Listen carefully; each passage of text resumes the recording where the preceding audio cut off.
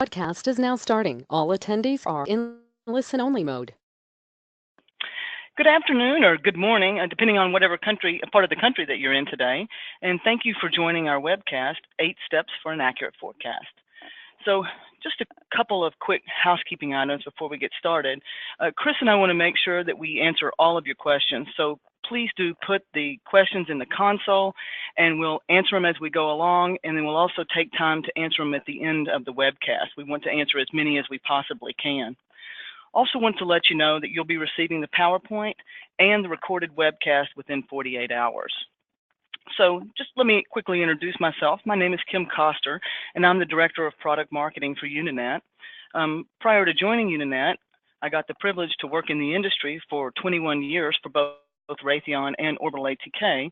And I also got the chance to be on many successful projects and some that were not quite so successful.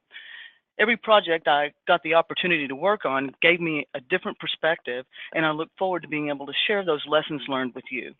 So I'm joined by Chris Craig. So Chris, do you mind introducing yourself? Sure. My name is Chris Craig. I'm the president of Unanet.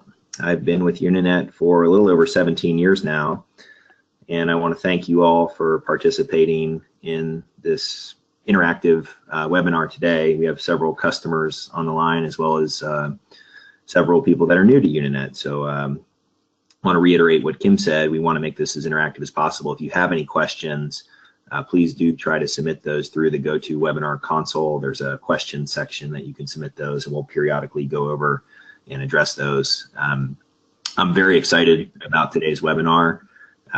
Very excited to work with and collaborate with you on this, Kim, and Kim is an expert in her field. So I guess the one thing I want to say before turning it back to you, Kim, is, we have several customers that are using Unanet for their ERP system, their accounting, GL, AP, AR, timesheets, expense reports.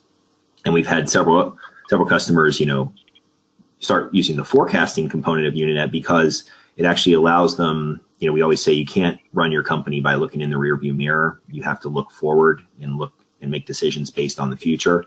So it allows our customers to look into the future and make decisions and actually,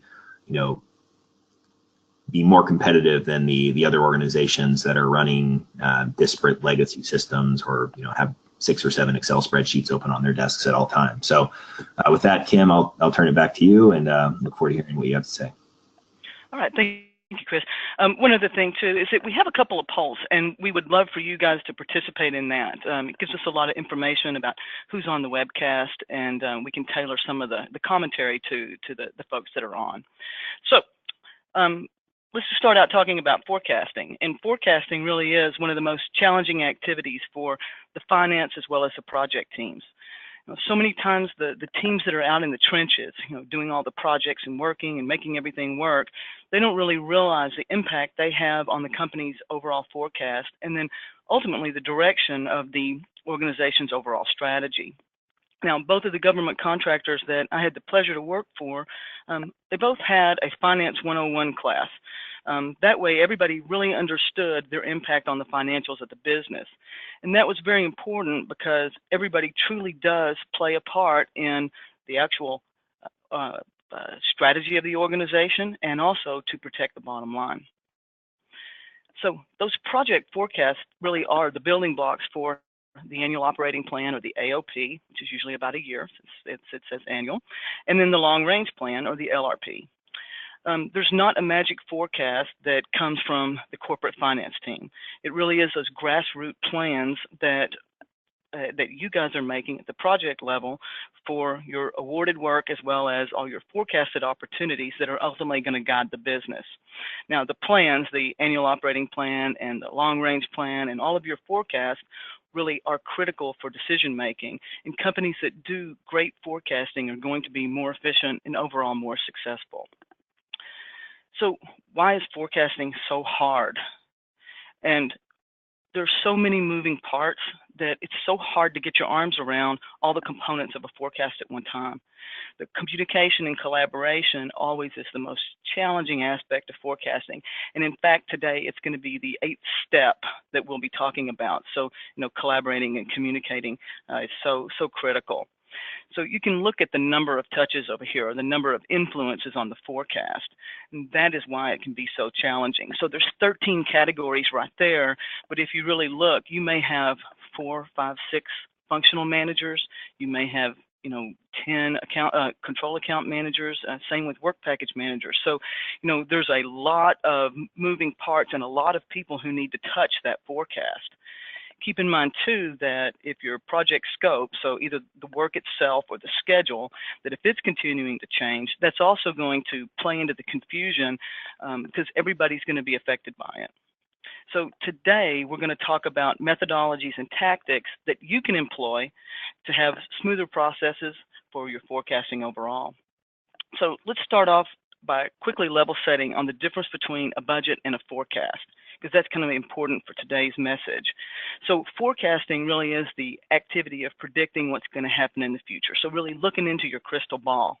And it's backed up by a set of assumptions, and we'll be talking about those today. Budgeting really expresses the organization's belief in what is achievable, what it intends to achieve, and it has a set of planned actions around it. It really is a target for the organization that it sets itself, and it is management's commitment to the overall budget. That's very important. So it becomes their call to action. Now, the tips and methods that we're going to talk about today for budgets and forecasts can both be applicable.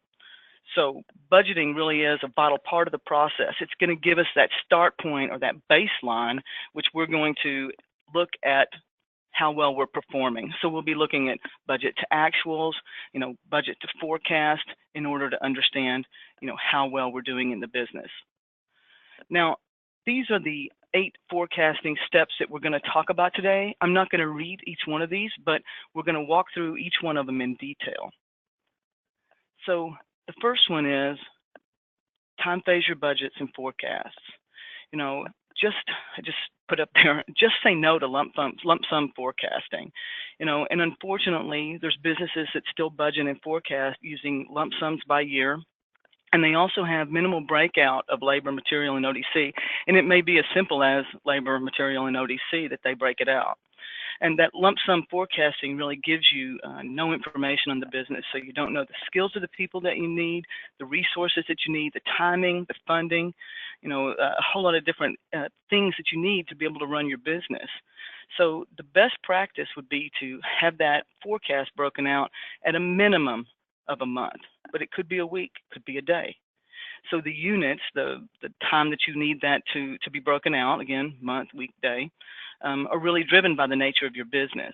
For instance, if you have short duration projects, maybe 6 weeks with specialty labor, you may want to budget and forecast by week. If you don't do it that way, you may actually not get actuals until the project is over. The other thing is that you want to have a flexible tool or a flexible system, and that's going to allow you to look at different date ranges like month, quarter, maybe the first or second half of the year. If you're a government contractor, you may want to see the government fiscal year, or maybe your fiscal year is different than the calendar year. So you want to be able to have that information, and then you can make comparison and do analytics against that information. You can look at things like year over year. You may want to look at, how well was I performing in first quarter of 2016 versus how I'm performing in first quarter of 2017. So you'll want to have a system that allows you to get that information when you need it. The second tip is start with your pipeline. And we have a tagline here, and it says, who cares about the opportunity pipeline? And it's really everybody. So let's start off and level set on what the definition of an opportunity pipeline is. So for a project-based business, it really is the visualization or the measurement of contracts or projects that you're going to attempt to win over time. That time horizon that you'll be looking at can be time now up to 5 years in the future. Some may be longer, depending on the planning needs of your business or the length you have in your sales cycle. Now, the opportunity pipeline is an incubator for your business growth, and it should reflect your company's overall business strategy.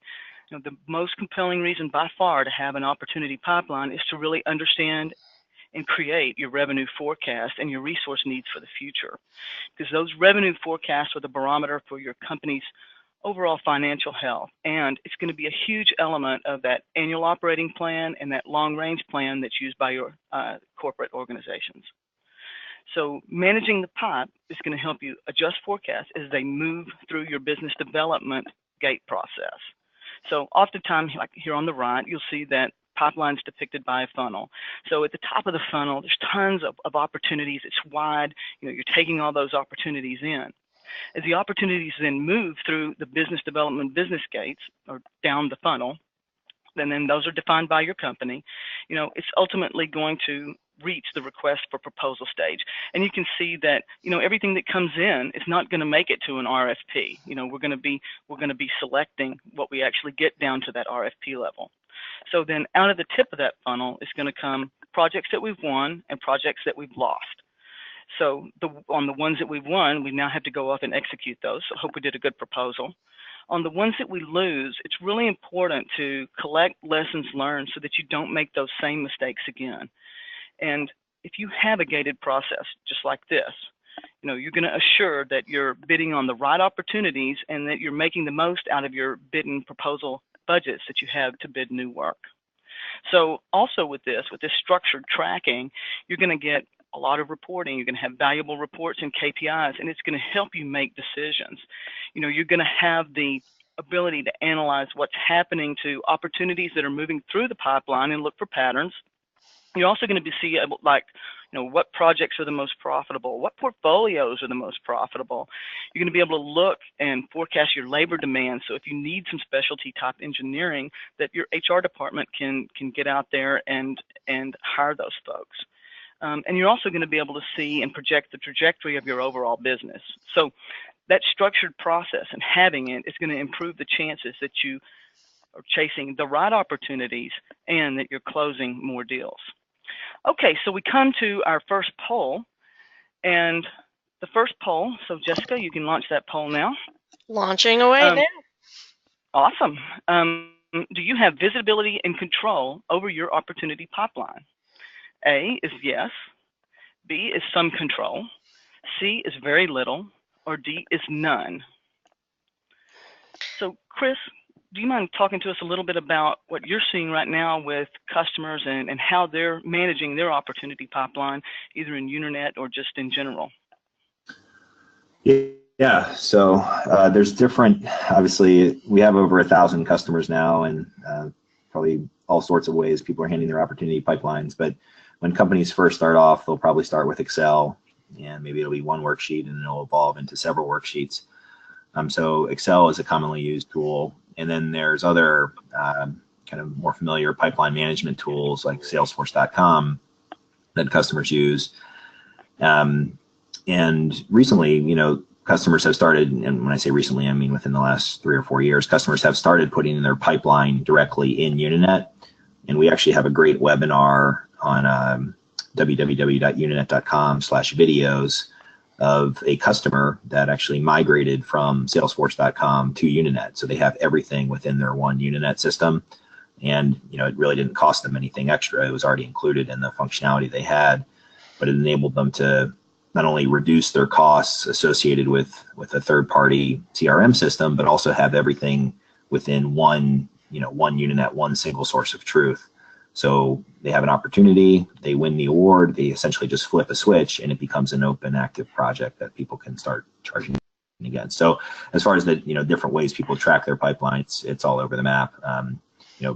Probably before Excel too. Some people have very little visibility into their pipeline, but so it's anywhere from nothing all the way to like a mega CRM system. Jess, we got a... Yes, so Kim, I've closed the polls, and it's really a mixed bag. We have 23% have said yes, they have some visibility and control. 45% have said some.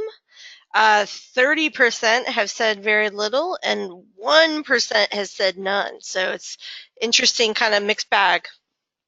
Oh, so that's pretty awesome. And so everybody's doing some level, or most are doing some level of pipeline management. And it sounds like there's some room to mature, but at least everybody online is recognizing that that's important. So Chris, anything else on that you want to finish up with? I'm good. Thank you. All right. Okay, so our third step is to have a resource management practice and really create that practice with both policies and tools. We have an infographic and a blog that are out that talk about these 7 steps to effective resource management. So you're able to go out on the blog and actually look at that and get more information. But I'll walk through these quickly. So as we get our resource management practice together, we really need to have a centralized repository for all the resource plans, and they need to be accessible to all stakeholders. So, you don't want to have one project with resources on Excel and another one with a different Excel and one on a different system. You have no idea then what the actual demand is for the resources that you're using. So having that centralized repository where everybody can look at the information is critical. You also want to have a skills catalog, and so that you can make sure that you have the right skills available when you need them. You also want to go and forecast. You want to forecast early, so you want to be forecasting even in the crystal ball phase or the front end phase before you actually propose, through the proposal, and then into the project. You don't want to just start a contract award. If you do that, you don't have any time for the resource manager or for human resources to get the resources that you need on the project. You also want to have a single pool of resources across your company, so not just one for a project or portfolio. Now keep in mind that's a little bit different. Having that single pool of resources is different than having, project labor categories that are used for T&M or IDIQ projects. So, but we want to have one base set, okay? We also want to make sure that we're planning at the project level and that we've rolled in that up to the enterprise level. There's a great value in functional reporting or department reporting, but we don't just want to do that. We want to make sure that it's grassroots down at the project level. We also want to have a system that's going to allow us to have real-time resource demand. And, it's really great if you can see that resource demand in color. So red, yellow, green, you can see what the effect of a changing of a resource is. You'll be able to see whether your resource is being utilized.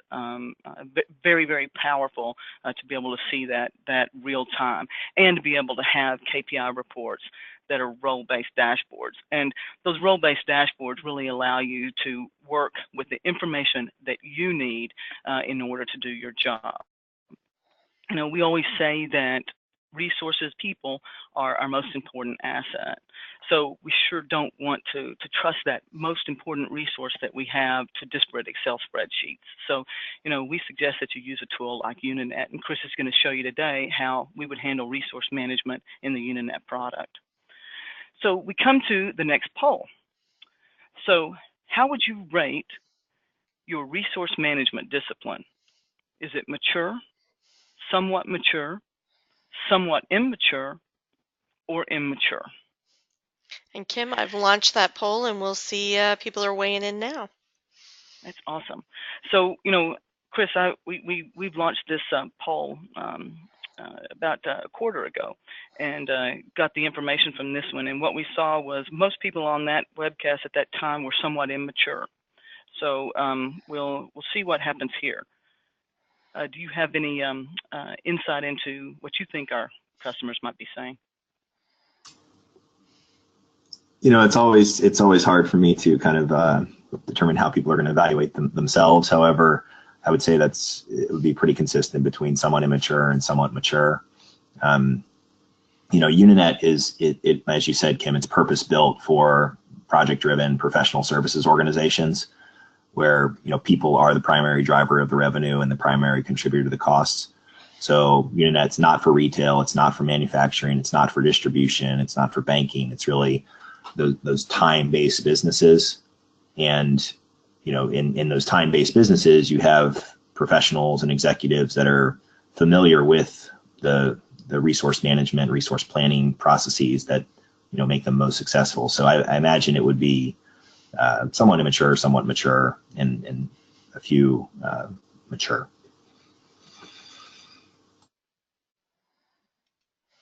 Okay, Jess, I am, sure. So, Kim, I've closed the poll. We heard from almost everybody on the webinar.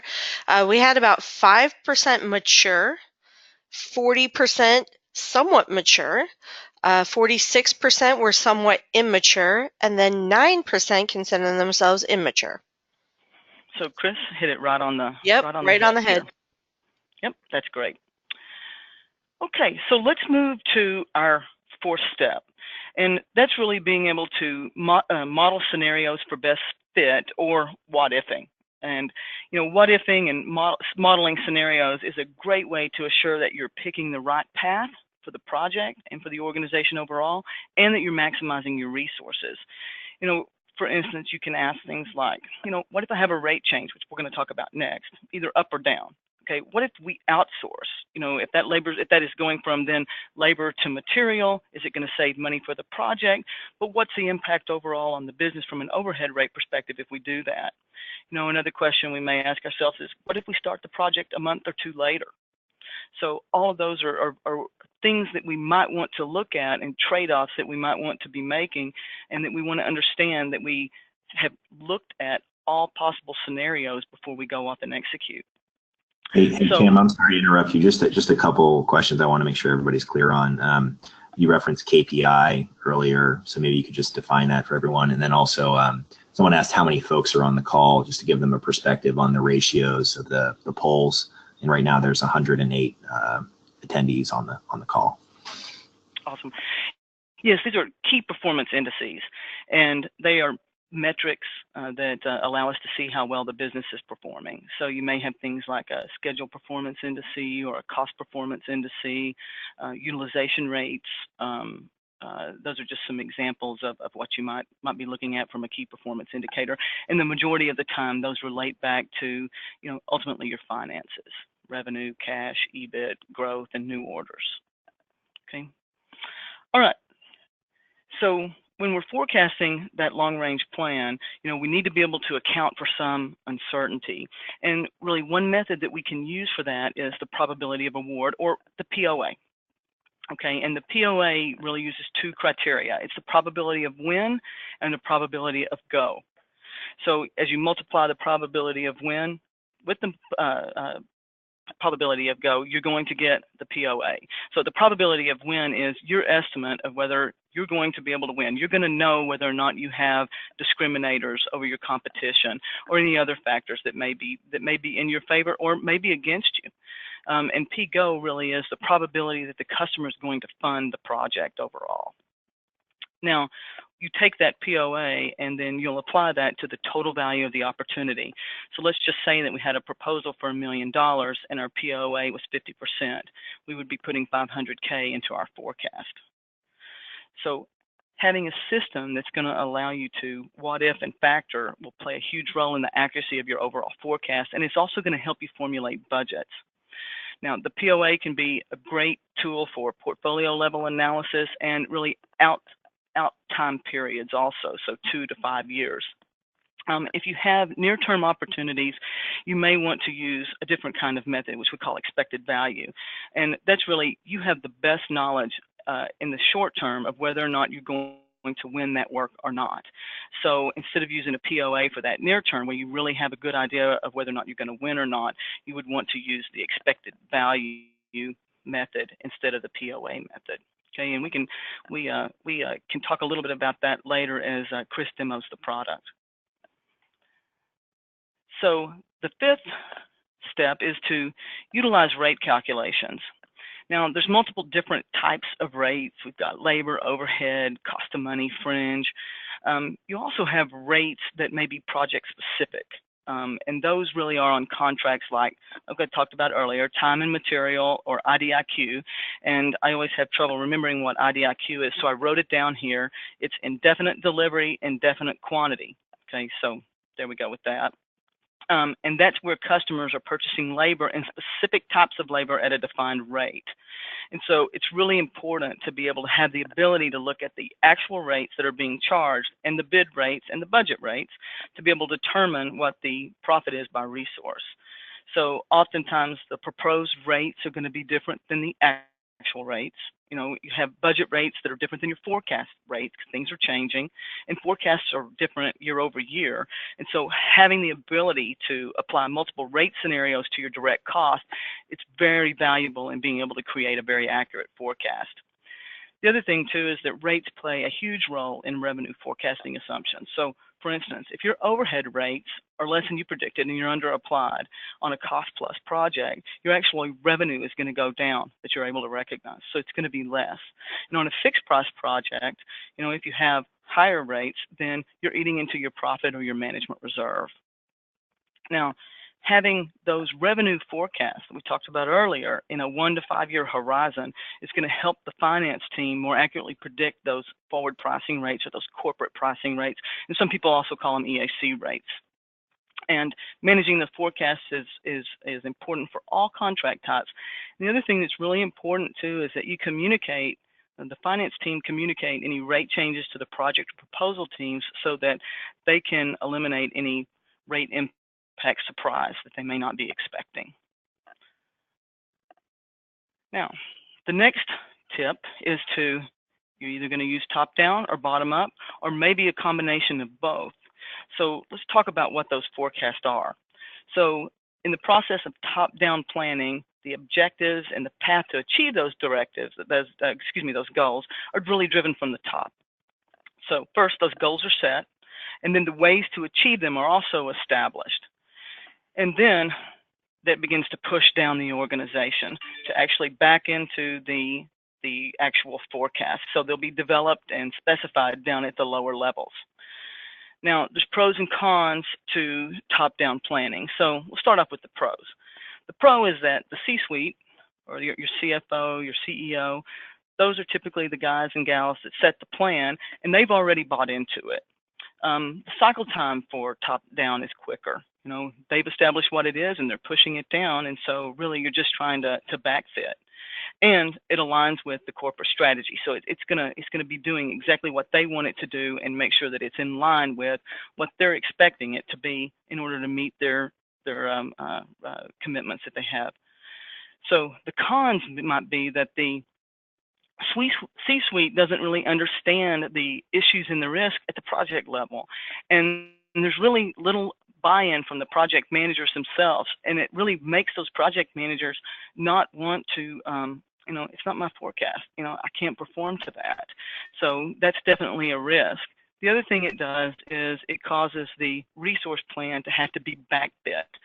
So that causes, you may have to hurry up and quickly hire somebody, or you just may not have who you need and have to do a trade-off from a resource perspective.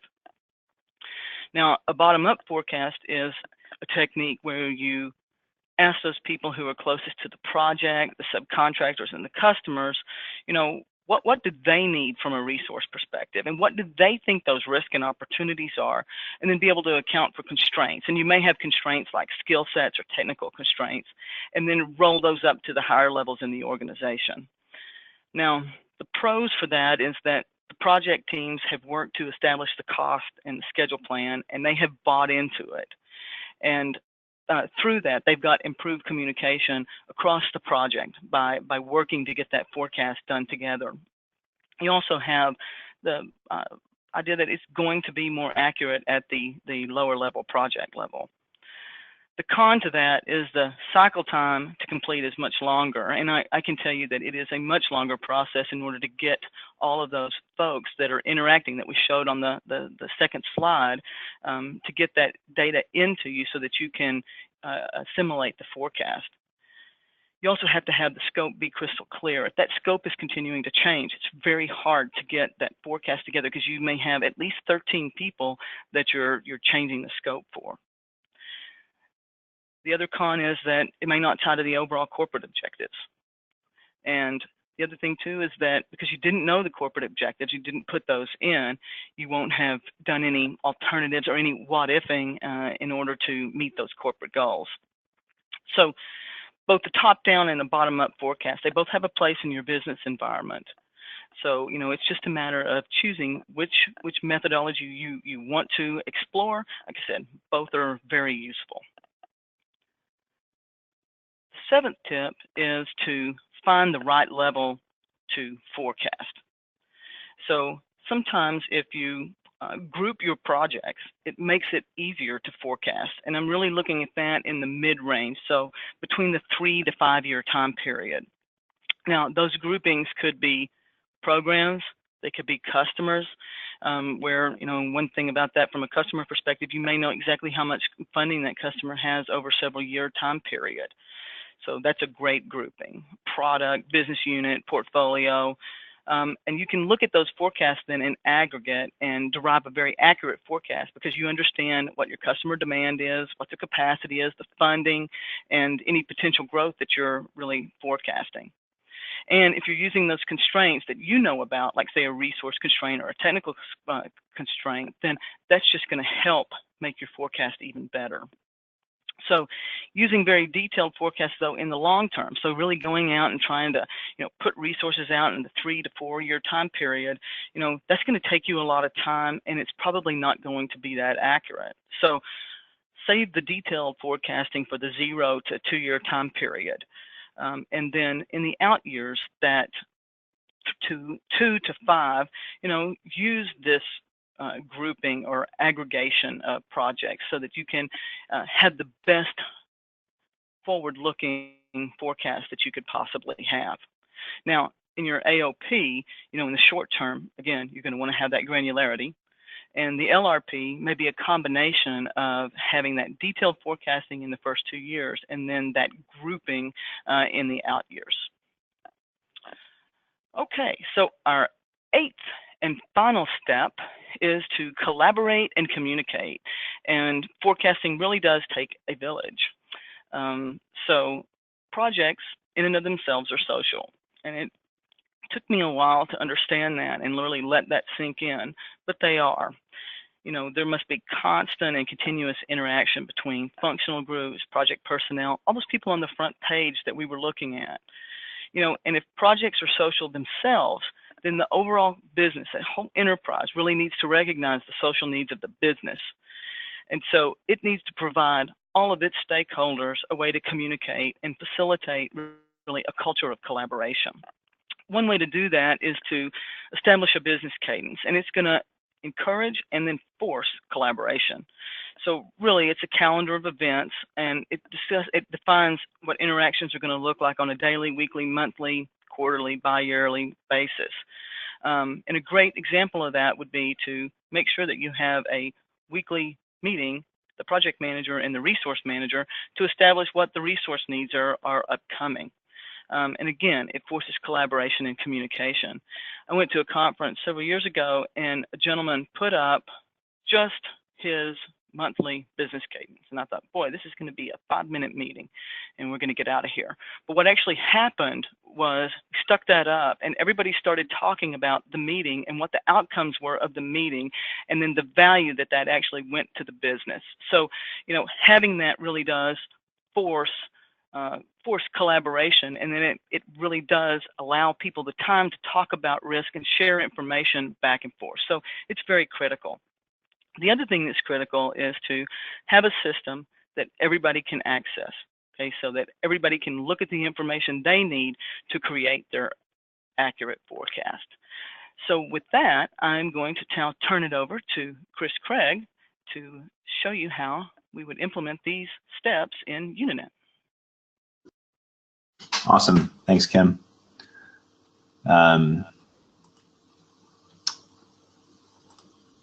So everyone should see my screen on their respective monitors now. And I was kind of fielding some questions as we were going through that, as Kim was going through the presentation. And now we'll try to get into the software. And if I can address any more of those questions, again, please feel free to submit those through the GoToWebinar console. For some of you, if this is your first time seeing Unanet, obviously everyone has a unique ID and password, and Unanet, as Kim mentioned, is a role-based system. So when someone authenticates into Unanet, it identifies who they are, and then based on their user privileges or their roles, it dynamically generates this dashboard type view. So as a role-based system, you can limit who can view information, who can edit information, who has access to which clients, which opportunities, which projects, which departments, which employees. So when you log in, basically you're seeing a combination of what you've chosen to see and what you're allowed to see. And just for navigation purposes, each of these menu items across the top represents a different dashboard. So this is our home dashboard with a set of charts and reports. This is our project dashboard with another set of charts and reports. This is our forecast dashboard with another set of charts and reports. So you can put the various charts and reports on the different dashboards. And I do want to say, you can make Unanet as simple or as sophisticated as you want, meaning that you may only have one chart on your dashboard, or you may only have 2 reports over here on the left-hand side. It's really up to you as far as what you want to place on your various dashboards. And again, you can make it as simple or sophisticated as you want. I have mine fairly sophisticated because we use this and we try to answer 95% of the questions we receive with 2 or 3 clicks of a mouse. So just starting off with time phasing your budget and your forecast, we'll go over to a view. And I was chatting with someone about the appropriate time phases that they were looking at while Kim was talking. But basically, you can do these daily, weekly, semi-monthly, monthly, quarterly, or yearly. But you can also do it based on the period of performance of the work. So if you have a period of performance that has start and end dates that differ from kind of the traditional calendar dates, you can do that. So you'll just see in the criteria, it's all sort of point and click with Unanet, but you have the option to look at the data year over year, quarter over quarter, month over month, semi-month over month, week over week, day over day. So if you want to go out a couple years into the future and do a 5-year forecast, you could do something like that. So it's really up to you as far as, again, how simple or how sophisticated you want to make your processes. Just moving on to number 2, starting with the opportunity pipeline. One of the nice things about Unanet is, since it is all one system, it's all one database, you can have this project status field over here. And within this project status field, you can have different phases. So not only are these open active projects, they can also be pipeline phases. And you can define what your project statuses are. So each customer has their own ability to define project statuses, and I'll just make this a little bit bigger so everyone can see it. But you can create whatever statuses you want here, and then when you come into the opportunity, you can effectively switch the status. So if you win the award, you can come in here and effectively flip the switch and make it an open active project. Or if you lose it, you can close it and you can track your lessons learned and that sort of thing. But you define what these statuses are to you and what they mean. And then when you're running reports, you can query based on the various statuses. All right. One other thing with this, Kim was talking about the probability of award. When you're running these reports, and someone was asking a question about this too, you can say, show us our expected revenue by client, by opportunity, and right now this is expected to bring in 5.8 million. So if you just remember that number for a second, 5.8, if we go back to the criteria, we can use the probability percentage in the calculation. So when we do that,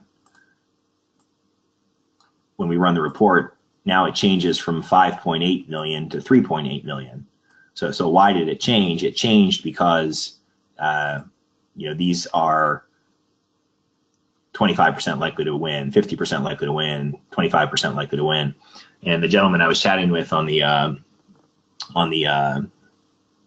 GoToWebinar questions console was saying, well, I'd rather just look at 0 or 100, 0 or 100. So Unanet can do it either way. If you want to put in more granular percentages than 0 and 100 and see kind of across an entire portfolio what the expected revenue would be, you could do that.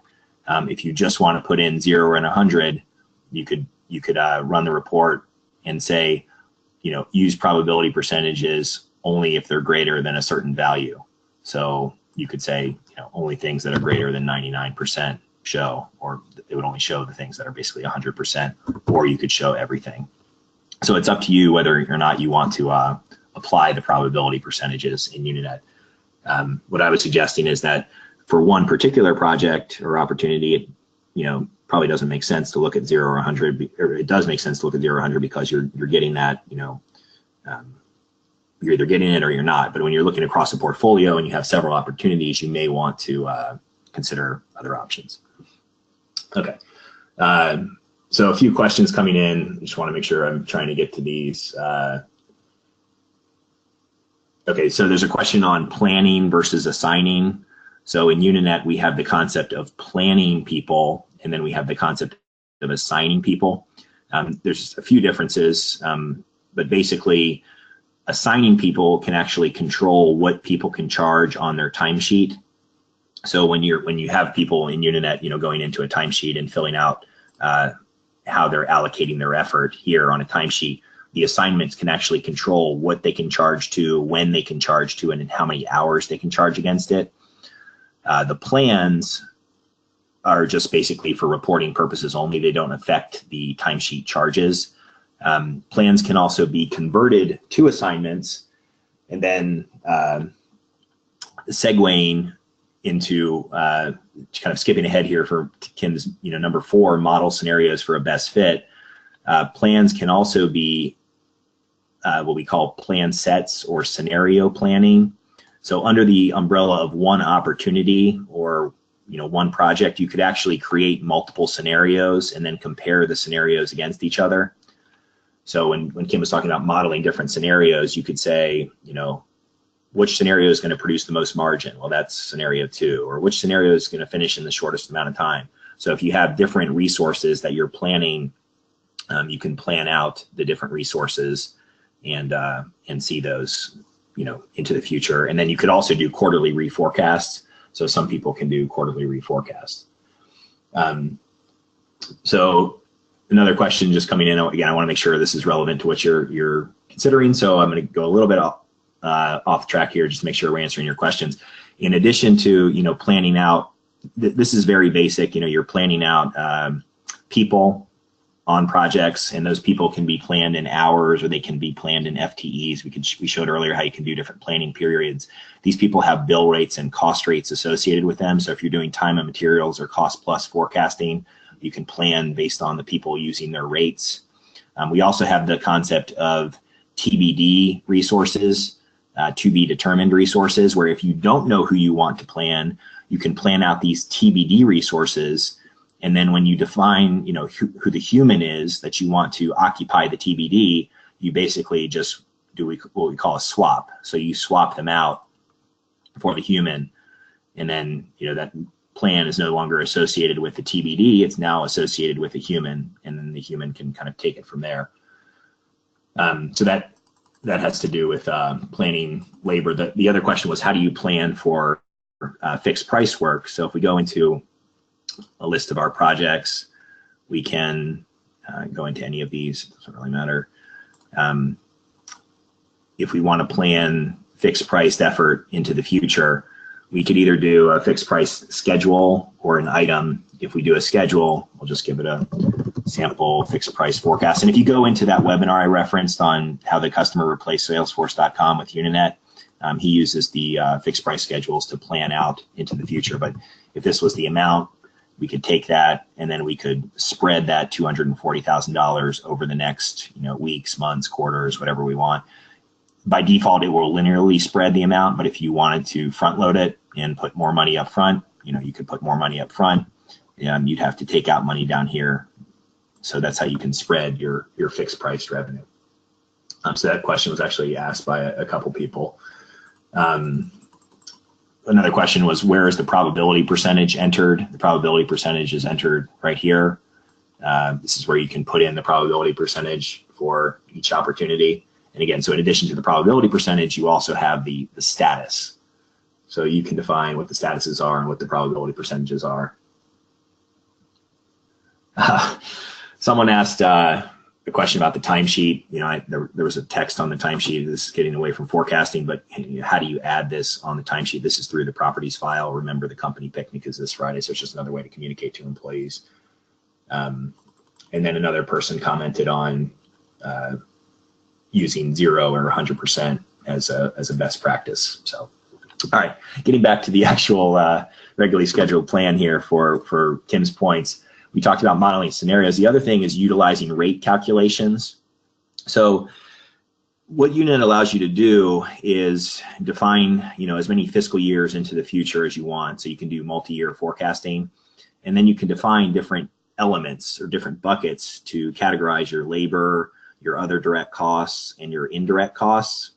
So you could, have your fringe benefits, your G&A, your overhead, your finance team, your admin team. That can be indirectly spread out to your different projects and opportunities.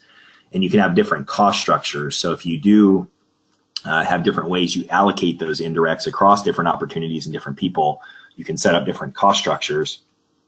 And within each cost structure, you can define how you're categorizing labor, how you're categorizing ODCs, and then how you're categorizing indirects, or how you're calculating indirects, I should say. So basically the way you read this is like an additive calculator. Fringe is going to be labor multiplied by the rate. Overhead is going to be labor plus fringe multiplied by the rate. And then these are our rates.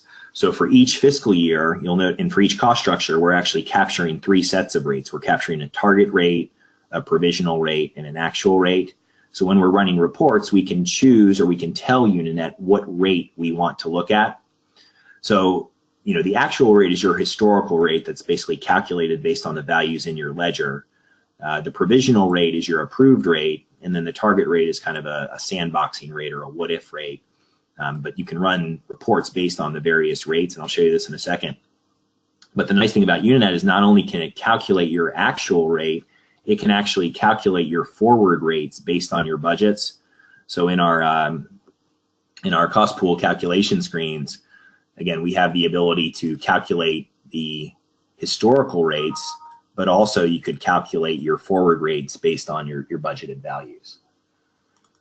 All right, more questions coming in, but I do want to show something before I get to those questions. So in addition to looking at, this is kind of a very basic revenue forecast by opportunity, by project. I could also easily flip this and show kind of a gross margin forecast. So in addition to looking at revenue, I could always take into account costs as well, direct costs. But I could also take into account my indirect costs. So sometimes, project managers will come to you and say, hey, I have a 40% gross margin on this project. I'm doing great. But then when you take into account the fringe benefits, the 401k, the insurance, the vacation that's going to be applied into the future, when you take into account the overhead, the office rent that's attributable to that opportunity, when you take into account the amount of finance team and admin team that's supporting that opportunity, the net margin is going to be significantly lower than the gross margin, pretty much in all cases. But what this allows you to do is it allows you to schedule out, and again, we're looking at January 18 next year, all of our labor, all of our ODCs, all of our indirects, and if we do what we plan on doing, this is our expected margin, our net margin. So if we're doing our pricing, we could price something out in this way. And this is kind of the traditional format in that you have labor, ODCs, and indirects. That said, you can define whatever format you want to use in these reports, so it's all sort of point and click. But if I do a margin summary report and I want to slim it down for the CEO and put revenue at the top, I can put revenue and costs and then margin at the bottom. So there's different ways you can manipulate the data, but the important thing I'm trying to convey is that not only can you look at your raw costs against your revenue, you can look at your fully burdened costs against your revenue to see what is your true profitability. And that gets into Kim's 5th point of utilized rate calculations. All right, segueing over, let me go back and see what I'm questions coming in.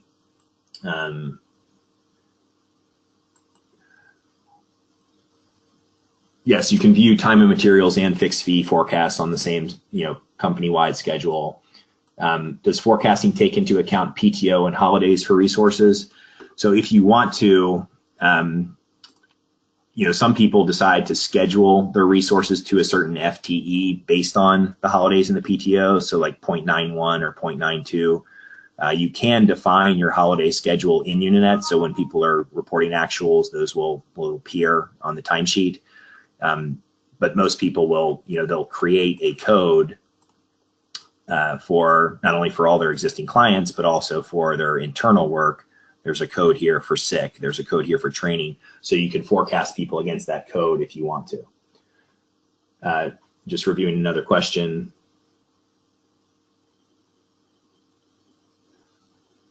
There is a way to, Kim mentioned probability of award, probability of go. We have user-defined fields that you can track those in Unanet, and if you wanted Unanet to do a calculation to then take those two fields, multiply them against each other, and put them in the probability percentage field, we could do that as well. One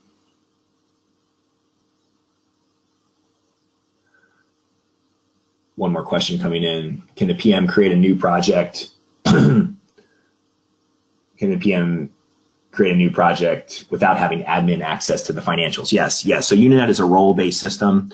So just showing you this. This is the list of all the people in the system. If I go into a person's profile, these are all the fields associated with the person: first name, last name, email address. These are the roles associated with that person. So a person does not have to be a system administrator to be a project manager or to be a resource planner. So it's very granular as far as who has visibility into what and who has editability into what. Okay. All right. Moving on here, I want to make sure we cover Kim's. She talked about top down or bottom up. So, as the president of Unanet, I'd like to say, everybody, we're going to grow 30% next year. We've been growing 30% year over year the last 3 years. And I want to say, everybody, we're going to grow 30% again next year. But when I say that, the team says, well, how are we going to do that? So we actually do both a top down and a bottom up process at Unanet. We try to get the numbers to tie as closely as possible with each other. So top down is pretty easy, right? You're just basically putting in the numbers on what you expect the growth to be, or what you expect the opportunity to be. The bottom up actually takes into account pretty much everything we've shown thus far as people plans, expense plans, your other direct costs. If you want to look at margin forecasting, you can look at margin forecasting with your indirect costs. But when we're planning all of these people in the system, why is Eleanor showing up at 125% booked? She's showing up as 125% booked because when we click on Eleanor, she's actually booked on 3 different things behind the scenes. So when you talk about a bottom-up budget, you could either view the data like this, which is basically showing you by person, by project, everything Darla is on, everything David is on, everything Dustin is on, or you could flip the data around. You could invert the data like a pivot table concept in Excel. So instead of showing the data by person, by project, you could effectively show the same data by project, by person. There. So this one is basically showing you by project, by person, kind of like the inverse or the pivot table view there. The value in the cell can either be hours, dollars, or what we call FTEs, full-time equivalents. How many bodies do you have planned on a project? So you can do this and you can come up with a bottom-up number that you're summarizing to get to the overall match, hopefully with the top-down number. Now, Kim talked about collaboration, and I don't want to jump ahead, but I'll go ahead and jump ahead. The 8th point was collaborate and communicate with the appropriate cadence, right? And some of our customers do this planning, weekly, bi-weekly. Some do it semi-monthly. So they get all their resource managers and program managers in a room and have people plan them out on different engagements to see how things are progressing. And again, it is all role-based. So an example I could kind of just show here is that some people may be able to plan what we call TBD resources, but then in order to be able to swap the TBD out for a human being, other people may be able to plan the human beings. So there is obviously communication, when in any type of project, you have people, process, technology. Unanet's the technology.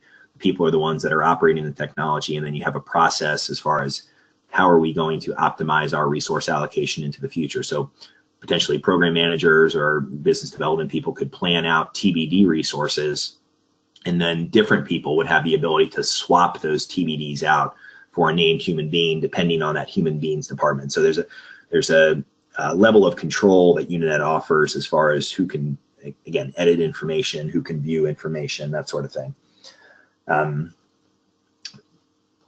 sorry, there's a question coming in. There's one other thought I had on that.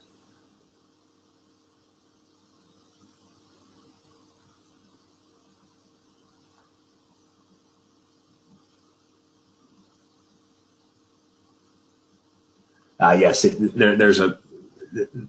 basically there's a way to put in project revenue, whether it's associated with a human being or whether it's associated with a fixed priced amount, kind of a straight baseline forecast. You can definitely do that. There's another question on impacting pipeline forecast, but I didn't see the first part of that, so I'll have to go back and look at that. But basically what I was saying here is, obviously there's collaboration and communication involved when you're planning out resources. And then the seventh point that I skipped to was find the right level to forecast to. And, Da Vinci said simplification is the ultimate sophistication, right? So when you're doing this, I strongly recommend wherever you are in the kind of evolution planning process, forecasting process, whether it's, crawl, walk, run, bike, car, jet, that sort of thing. You want to make sure you start as simple as possible and then kind of expand from there. So I wanted to stress that. There was one other really important feature I wanted to show, in that, again, Unanet is not only forecasting, but there's a constant process of reforecasting. And what I mean by that is, in Unanet, we have the ability to look at actuals and plans on the same screen. And the reason this is extremely beneficial is that, the actuals are represented by an asterisk, the plans are represented by a plus, so we can see how we're expected to finish based on the actuals and the plans. So the bars are represented on the left-hand side of the graph. The lines, the lines are cumulative numbers represented on the right-hand side, so you can drill down. Why did we have 5 million of revenue? We could click on that, we could drill down, and we could see what made up that $5 million in revenue. And again, it's taking actuals through today's date and plans as of tomorrow. So as the actuals are coming in, since Unanet's all one system, it's all one database, it's immediately replacing the plan with the actual. So this is all actual data through September. October has both actuals and plans in it, and then November has both plans in it. And Kim, I'm going to turn it back to you in 1 minute. I just want to show kind of the value of doing this Sure. really quickly. So basically, the entire concept here is our budget less our plans less our actuals should be zero. Our unallocated budget should be zero. So if we go to this project, this is a project called ERP Upgrade. We have 6,000 hours left to plan. So again, our budget less our actuals less our plan should be zero. So if I go into the forecasting tool and I go to ERP Upgrade and I throw some resources on that, again, we're just doing the planning and FTEs here. When we go back to this report, remember that number 6,000. When we refresh this report, now it's 5,478. So the idea is not to have the people live inside of Unanet either. It's really get in, make your updates, get out, manage this column to zero, go do the work, go communicate with the customer, and then continually reforecast as you go into the future. So you're getting all of the work done on your different engagements. I know this was a lot to cover. I'm sure there were questions that came in that I did not get to because I was kind of multitasking here, but I really appreciate everyone's time, and I'll let Kim, you can draw any final conclusions. Thank you, everyone. Well, I just want to say that we had a lot of questions, and we were able to fill the majority of them. And we had a lot of lively discussion about some of the methodologies that we were talking about. And keep in mind that what we were looking at were really just suggestions of different types of methodologies that you can employ for your company if it fits. So I hope you learned a little bit today about some ways to make your forecasting better and saw how Unanet can help. And if you have any additional questions, please contact Chris or myself, and we'll be happy to answer them. So thank you very much for your attention today.